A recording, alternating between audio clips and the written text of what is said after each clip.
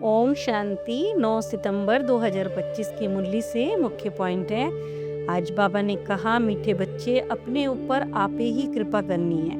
पढ़ाई में गैलेप करो, कोई भी विकर्म करके अपना रजिस्टर को खराब नहीं करना है। प्रश्न में बाबा ने कहा, इस ऊंची पढ़ाई में पास होने के लिए मुख्य शिक्षा कौन सी मिलती है, उसके लिए किस बात पर विशेष अटेंशन चाहिए। इस पढ़ाई में बाबा कहते पास होना है तो फिर आँखों को बहुत बहुत पवित्र बनाना है, पवित्र होनी चाहिए, क्योंकि ये आँखें ही धोखा देती है, ये क्रिमिनल बनती हैं। शरीर को देखने से कर्मेंद्रियों में चंचलता आ जाती है, इसीलिए आँखें कभी भी क्रिमिनल ना हो। पवित्र बनने के लिए भाई बहन होकर रहो। याद की यात्रा पर पूरा पूरा अटेंशन दो। गीत है, धीरज धर्मनवा, सुख भरे दिन आएंगे, तकदीर का सूरज चमकेगा और गम के बादल छट जाएंगे। ओम शांति। परमात्मा अपने बच्चों से कहते हैं, जैसे देखो कोई भी मनुष्य बीमारी में होता है तो उसे आदत दिया जाता है, यानी ढाढ़स बंधाया जाता है ना, उम्मीद उसमें जगाई जाती है कि धीरज धरो, तुम्हारे अब दुख दूर हो जाएंगे। उसको खुशी में लाने के लिए कहते हैं ना ऐसे, ताकि वह अपनी बीमारी को कुछ देर के लिए तो भूल जाए। पर ये सब बाबा कहते तो हद की बातें हैं। अब परमात्मा के तो ढेर सारे बच्चे हैं, सभी को दुख से छुड़ाना है उसने। तो यह भी देखो, बच्चे जानते हैं कि परमात्मा आते ही हैं सबकी सदगति करने। तो इसका मतलब सब बाबा कहते फिर दुर्गति में है ना, इसका मतलब दुर्गति से निकालने सबको आते हैं ना, सदगति में ले जाने के लिए। सारी दुनिया में खास भारत आम दुनिया कहा जाता है। अब बुद्धि में आ जाता है कि हम सुखधाम में थे, तो फिर देखो धर्म वाले शांति धाम में थे। जितने और धर्म वाले थे ना, जब बाबा कहते तुम सुखधाम में राज्य कर रहे थे, तब और धर्म वाले कहाँ होंगे, वो शांति धाम में होंगे। तो फिर एडवर्टाइजमेंट भी ऐसी करनी चाहिए कि उन्हें समझाना है कि 5000 वर्ष बाद निराकार शिव बाबा आते हैं, सब ब्रदर्स ही पुरुषार्थ करते हैं। क्यों? क्योंकि आत्मा आत्मा भाई भाई है। फादर से वर्षा लेने का ये देखो, बाबा कहते हैं वर्ल्ड की हिस्ट्री ज्योग्राफी है जो रिपीट होती है। कलयुग के बाद फिर सतयुग होगा, दोनों के बीच संगम युग जरूर होगा।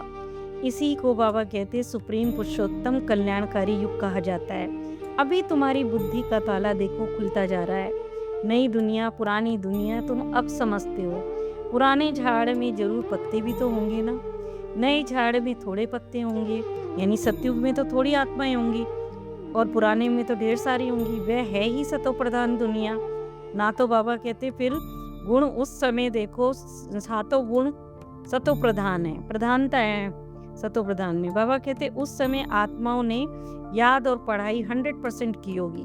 जो आत्माएं सतयुग में जाती है ना, उनके लिए सतो प्रधान में की। बाबा कहते मैं गई ये ना गई ना, इसीलिए थोड़ी संख्या होती है। पेपर में 100% सभी के मार्क्स तो नहीं आते ना, किसी के कम आते हैं, किसी के ज़्यादा आते हैं। तो बाबा कहते कम याद किया होगा, कम पढ़ाई की होगी, तो नंबरवार पुरुषार्थ अनुसार उनको बुद्धि का ताला भी उसी तरह से खुलेगा। तो धारणा भी बाबा कहते उनकी नहीं होती है, कम होती है। परमात्मा तो फिर पूरा पुरुषार्थ कराते हैं, परंतु तकदीर में नहीं। तो फिर ड्रामा अनुसार जो अच्छे से पढ़ेगा पढ़ाएगा, बाप का मददगार बनेंगे, हर हालत में ऊंच पद पाएंगे। स्कूल में रजिस्टर भी होते हैं ना, तो फिर समझते हैं कि हम कितने मार्क्स से पास होंगे। बाबा कहते हैं तीव्र देगी, जो भी जोर से जो पुरुषार्थ करते हैं ना, तीव्रता से करते हैं। ट्यूशन के लिए टीचर भी वो रखेंगे जो जिनको आगे बढ़ना होगा, ऐसे भी करके पास होके दिखाएंगे। सबसे पहले अपने ऊपर ही बाबा कहते कृपा करनी है, अपने पे ही दया करनी है, कैसे भी हालात हों। बाबा से देखो पूछो, कई बच्चे बाबा से पूछते भी हैं, बाबा अगर इस समय अचानक शरीर छूट जाए तो इन हालातों में पद क्या पाएंगे हम। तो बाबा कहते बुद्धि से समझ सकते हो, घड़ी घड़ी हमसे जो भी भूले होती हैं, विकर्म होते हैं, रजिस्टर खराब हो जाता है, तो रजिस्टर भी तो ऐसे ही निकलेगी। बाबा कहते हैं रजिस्टर खराब हो जाता है तो फिर रिजल्ट भी तो ऐसे ही निकलेगी ना। हर एक को अपना रजिस्टर रखना है।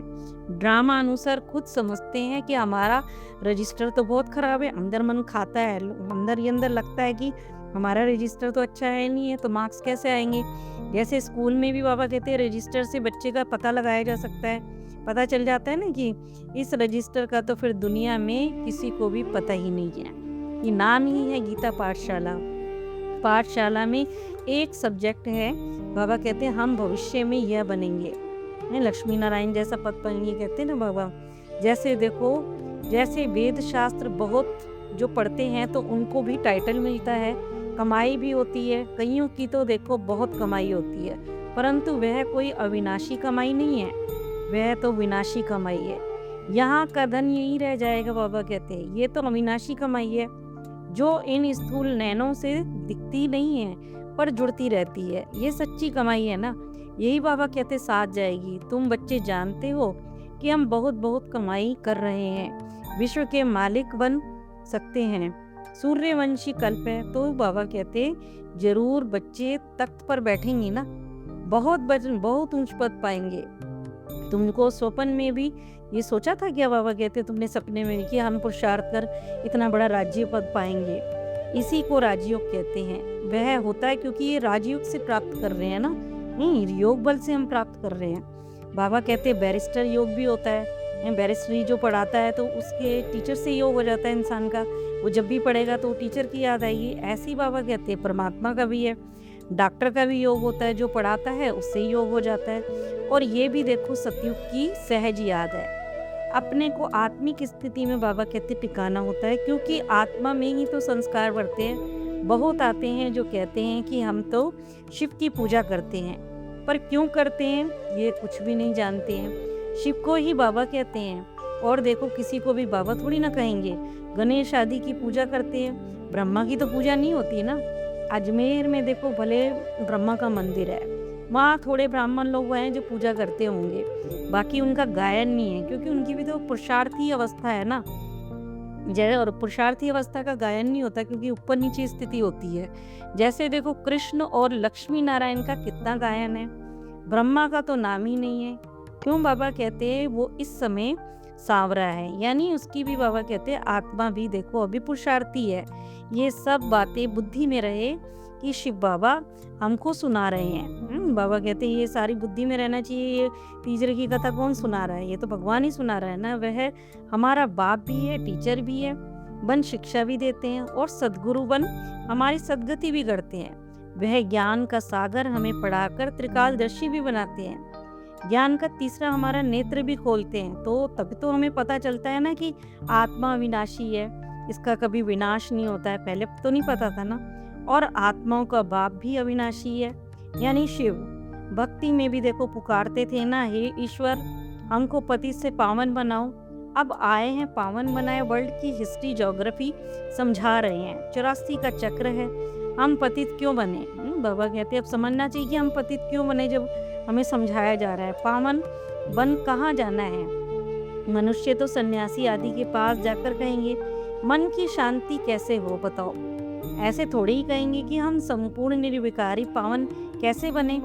यह बाबा कहते कहने से तो फिर लज्जा आती है ना। परमात्मा समझाते हैं बच्चे तुम सब भक्तियाँ हो, भक्तियाँ, और मैं हूँ भगवान यानी ब्राइडग्रूम। तुम हो मेरी सजनिया और वो साजन, तुम सब मुझे याद करते हो। मैं बहुत ब्यूटीफुल मुसाफिर हूँ, सारी दुनिया को खूबसूरत बनाता हूँ। वंडर ऑफ दी वर्ल्ड स्वर्ग में ही होता है ना। जैसे देखो यहाँ 7 वंडर्स गिने जाते हैं, जबकि देखो यहाँ तो वंडर कुछ है ही नहीं, मतलब वंडर खाने वाली बात ही नहीं है। वंडर खाने वाली तो स्वर्ग जैसी चीज है ना। यहाँ के 7 वंडर तो बाबा कहते उसमें कौन सी बड़ी बात है। यहाँ पर तो तुम बच्चे के अंदर धीरज है कि अब हमारे सुख के दिन आ रहे हैं। तुम्हें तो लगता है कि इस दुनिया का विनाश हो तो फिर स्वर्ग मिले, क्यों अभी स्वर्ग की रजाई स्थापन नहीं हुई है। हाँ, प्रजा जरूर बनती है। बच्चे राय करते हैं सर्विस में वृद्धि कैसे हो, सबको पैगाम कैसे दे। इस समय परमात्मा आदि सनातन देवी देवता धर्म की स्थापना कर रहे हैं। बाकी देखो सब बाबा कहते धर्मों का सबका विनाश होना ही है। तो फिर ऐसे बाप को तो कितना याद करना चाहिए जो हमें राज तिलक का बाबा कहते हकदार बनाते हैं। नेचुरल क्लेमिटीज के बिगड़ तो दुनिया का विनाश हो नहीं सकता, क्योंकि 5 तत्वों से ही होएगा ना विनाश, बाबा कहते। इसलिए देखो तुम्हारे इम्तिहान बहुत अभी नजदीक है। बाबा कहते क्योंकि तुम मृत्यु लोक से अमर लोक में ट्रांसफर होते हो। इसीलिए अपनी भी बाबा कहते प्रजा भी बनाते हो, प्रजा भी बनाते हो। तो शुरुआत बाबा कहते हैं चैरिटी बिगिंस एट होम, यानी कि घर से ही शुरुआत करनी होगी, घर के संबंधियों से ही। ये कायदा है कि पहले मित्र संबंधी, बिरादरी आदि बाबा कहते वाले ही आएंगे, बाद में पब्लिक आती है। पहले बाबा कहते अपनों को ही परिचय मिलना चाहिए। शुरू में ऐसे ही हुआ था, जब ये मंडली बनी थी तो बाबा कहते शुरू में ऐसे ही हुआ था, धीरे धीरे वृद्धि हुई थी और बच्चों के रहने के लिए फिर बड़ा मकान भी बनवाया, जिसका देखो ओम निवास कहते थे, ओम निवास नाम रखा था उसका। फिर बच्चे आकर पढ़ने लगे। सब ड्रामा है, ये पढ़ाई बहुत ऊंची है। ये बाबा कहते याद की यात्रा इसमें मुख्य है, और आंखें जो बड़ा धोखा देती है ना, बाबा कहते ये भी मुख्य बात है। कोई भी अच्छी चीज़ को देखते हैं, अच्छी बच्ची को देखते हैं तो फिर उसमें फंस जाते हैं ना। आजकल का माहौल ऐसा ख़राब है, तो ऐसे बहुत है दुनिया में, फिर केस होते रहते हैं उसके ऊपर। गुरु तक की भी बाबा कहते क्रिमिनलाइज हो जाती है। ये देखो क्रिमिनल होनी नहीं चाहिए। इसीलिए भाई बहन होकर बाबा कहते हैं रहो, पवित्र रह सकेंगे, क्योंकि भाई बहन में पवित्रता का रिश्ता होता है। मनुष्य तो फिर इस बात पर हंसी करते हैं, क्योंकि ये बात शास्त्रों में तो नहीं लिखी है ना, और ये ज्ञान फिर प्राय लोप हो जाता है। फिर द्वापर से देखो, यह है बाबा कहते शास्त्र आदि बनते हैं। तुम अपने को आत्मा समझ परमात्मा को याद करो। तुम्हारी आत्मा आप 84 का चक्र लगाकर आई है ना, ये देखो बाबा कहते हैं आत्मा अब देवता बन रही है तुम्हारी। तो कितना सोल कॉन्शियस रहना चाहिए इस समय।